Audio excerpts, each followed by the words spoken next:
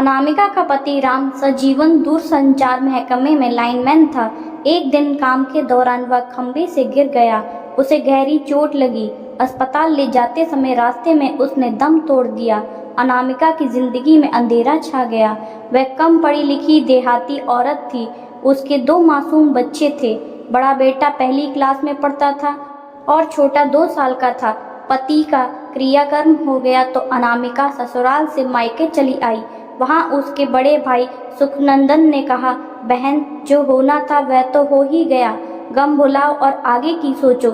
बताओ कि नौकरी करोगी? बहनोई की जगह तुम्हें नौकरी मिल जाएगी।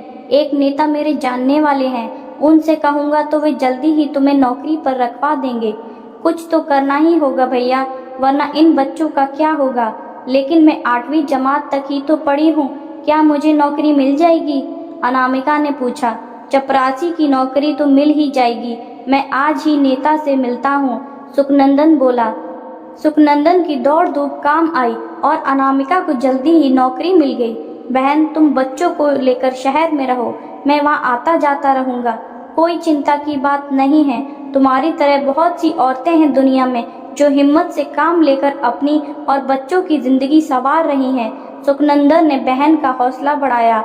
अनामिका शहर आ गई और किराए के मकान में रहकर चपरासी की नौकरी करने लगी। उसने पास के स्कूल में बड़े बेटे का दाखिला करा दिया। सुखनंदन अनामिका का पूरा ख्याल रखता था। वह बीच बीच में गांव से राशन वगैरह लेकर आया करता था। फोन पर तो रोज बात ही कर लिया करता था। अनामिका खूबसूरत और जवान थी।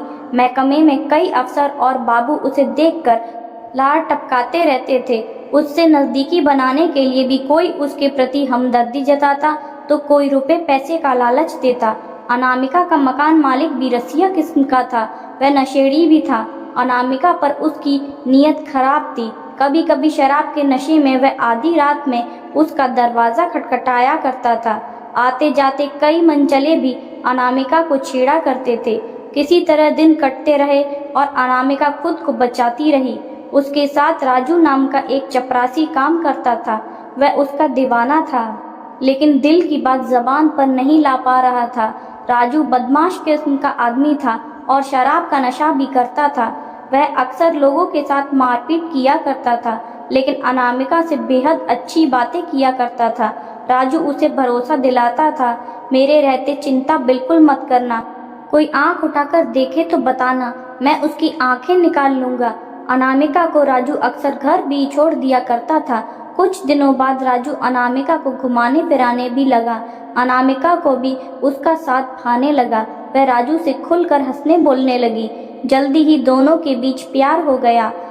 अब तो राजू उसके घर आकर उठने बैठने लगा। अनामिका के बच्चे उसे अंकल कहने लगे। वह बच्चों के लिए खाने पीने की चीजें भी लाया करता था।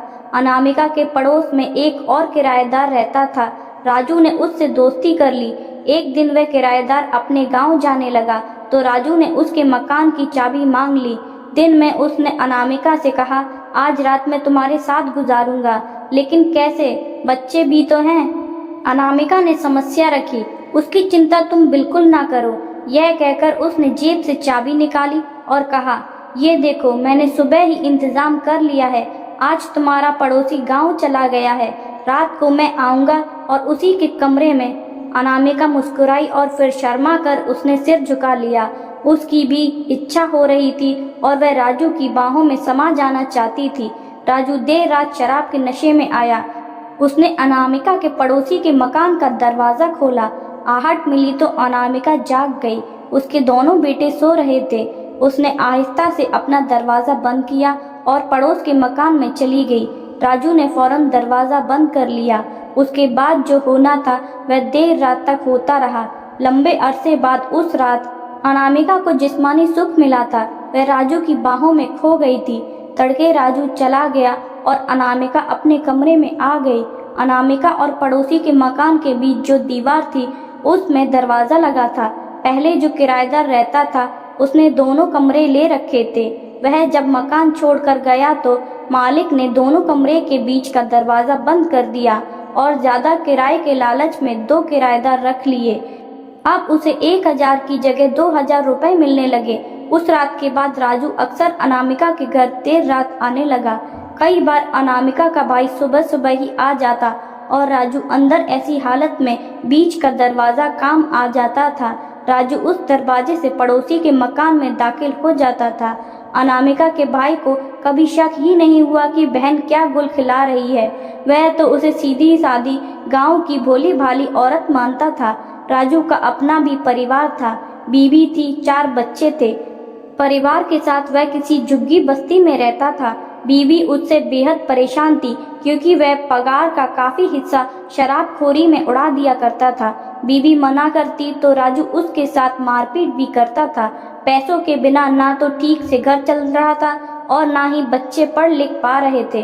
पहले तो राजू कुछ रुपए घर में दे दिया करता था, लेकिन जब से उसकी अनामिका से नज़दीकी बढ़ी तब से पूरी तनख्वाह लाकर उसे ही थमा दिया करता था। अनामिका उसके पैसों से अपना शहर का खर्चा चलाती और अपनी तनख्वाह बैंक में जमा कर देती। वह काफ़ी चालाक हो गई थी। राजू डाल तो अनामिका पात थी। उधर राजू की बीवी घर चलाने के लिए कई बड़े लोगों के घरों में नौकरानी का काम करने लगी थी। वह खून के आंसू रो रही थी, लेकिन उसने कोई गलत रास्ता नहीं चुना। मेहनत करके किसी तरह बच्चों को पालती रही। कुछ साल बाद रकम जुड़ गई तो अनामिका ने ससुराल में अपना मकान बनवा लिया। ससुराल वालों ने हालांकि उसका विरोध किया कि वह गांव में ना रहे। वे उसका हिस्सा हड़प कर जाना चाहते थे, लेकिन पैसा मुट्ठी में होने से अनामिका में ताकत आ गई थी। उसने जेठ को धमकाया तो वह डर गया। अनामिका का बढ़िया मकान बन गया। भैया, तुम मेरा पास के टेलीफोन के दफ्तर में ट्रांसफ़र करा दो, नेता से कहकर। इससे मैं घर और खेतीबाड़ी भी देख सकूंगी। एक दिन अनामिका ने भाई से कहा। मैं कोशिश करता हूँ, सुखनंदन ने उसे भरोसा दिलाया। कुछ महीने बाद अनामिका का तबादला उसके गांव के पास के कस्बे में हो गया। यह जानकारी जब राजू को हुई तो वह बेहद गुस्सा हुआ और बोला, मेरे साथ इतनी बड़ी गद्दारी! तुम्हारे चलते मैंने अपने बाल बच्चे छोड़ दिए और तुम मुझे छोड़कर चली जाओगी? ऐसा कतई नहीं होगा। या तो मैं तुम्हें मार डालूंगा या खुद ही जान दे दूंगा। तुम्हारी जुदाई मैं बर्दाश्त नहीं कर पाऊंगा। राजू, तुम मरो या जियो, इससे मेरा कोई मतलब नहीं। यह मेरी मजबूरी थी कि मैंने तुमसे संबंध बनाया। तमाम लोगों से बचने के लिए मैंने तुम्हारा हाथ पकड़ा। अब मेरा सारा काम बन चुका है। मुझ पर हाथ उठाने के बारे में सोचना भी नहीं, वरना जेल की हवा खाओगे। आज के बाद मुझसे मिलना भी नहीं, अनामिका ने धमकाया। राजू डर गया। वह अनामिका के सामने रोने गिड़गिड़ाने लगा, लेकिन अनामिका का दिल नहीं पसीजा। अगले ही दिन वह मकान खाली कर गांव चली गई। प्यार में पागल राजू अनामिका का गम बर्दाश्त नहीं कर सका। कुछ दिन बाद उसने फांसी लगाकर खुदकुशी कर ली। जब राजू की पत्नी को उसके मरने की खबर मिली तो वह बोली, मेरे लिए तो वह बहुत पहले ही मर गया था। उसने मुझे इतना रुलाया कि आज उसकी मिट्टी के सामने रोने के लिए मेरी आंखों में आंसू नहीं बचे हैं। यह कहकर वह बेहोश होकर गिर पड़ी। राजू के घर के सामने लोगों की भीड़ लग गई। लोग पानी के छींटे मारकर उसकी पत्नी को होश में लाने की कोशिश कर रहे थे। फ्रेंड्स, आपको ये स्टोरी पसंद आई हो तो वीडियो को like, comment, share and subscribe ज़रूर करें। Thank you.